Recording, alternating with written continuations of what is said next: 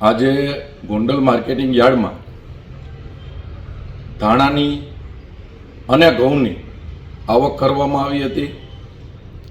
જે રીતે સમગ્ર સૌરાષ્ટ્રના ખેડૂતોને ગોંડલ માર્કેટિંગ યાર્ડ ઉપર ભરોસો છે, એને સાબિત કરી બતાવ્યું કે કાલ ધાણાની અત્યાર સુધીની સૌથી મોટી ઐતિહાસિક જેને તમે આવક કહી શકો એવી 2.5 લાખ ગુણી ધાણાની આવક થઈ હતી। કાલ રાતથી લઈ અને સવાર સુધીમાં ખેડૂતોનું એક ઘોડાપૂર ઉમટ્યું હતું અને આખું માર્કેટિંગ યાર્ડ ધાણા અને ઘઉંથી છલકાઈ ગયું છે। આપણે કલ્પના ન કરી 2200 કરતાં પણ વધારે વાહન, 2.5 લાખ ગુણી ધાણા ખેડૂતો, સમગ્ર સૌરાષ્ટ્રના ખેડૂતો, જામનગર, જૂનાગઢ, ભાવનગર, ગીર સોમનાથ, સુરેન્દ્રનગર, રાજકોટ જિલ્લો, સુરેન્દ્રનગર જિલ્લો, બધા જ ખેડૂતો ગોંડલ માર્કેટિંગ યાર્ડમાં ધાણા લઈને આવ્યા હતા અને 2.5 લાખ ગુણી જેવી ધાણાની ઐતિહાસિક આવક થઈ હતી।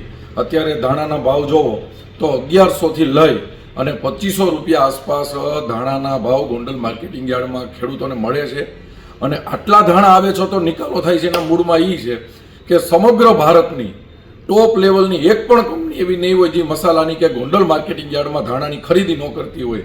હજી વિદેશની પણ એવી ઘણી કંપનીઓ છે અને જેને આપણે આવકારી છીએ અને જે અત્યારે ખરીદી પણ કરે છે, એને હિસાબે એટલા વેપારીઓ આવે છે એટલે આટલા ધાણાનો નિકાલ પણ થાય છે। એ જ રીતે તમે જોવો તો કાલે 1 લાખ ગુણી ઘઉંની પણ આવક થઈ હતી।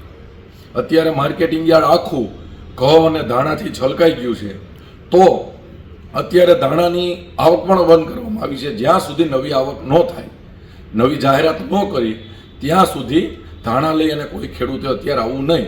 અત્યારે ટેમ્પરરી ધાણાની આવક બંધ કરવામાં આવી છે અને કોઈ પણ ખેડૂતોએ માર્કેટિંગ યાર્ડ માટે કાંઈ પણ જાણવું છે, ભાવથી લઈને વ્યવસ્થાથી લઈને, તો એપીએમસી ગોંડલ તમારા મોબાઈલમાં એપીએમસી ગોંડલ પ્લે સ્ટોરમાંથી ડાઉનલોડ એપ્લિકેશન કરી લેજો એટલે ગોંડલ માર્કેટિંગ યાર્ડ ખેડૂતોના ખીચામાં આવી જશે અને માર્કેટિંગ યાર્ડની તમામ વ્યવસ્થાની તમને જાણ થશે।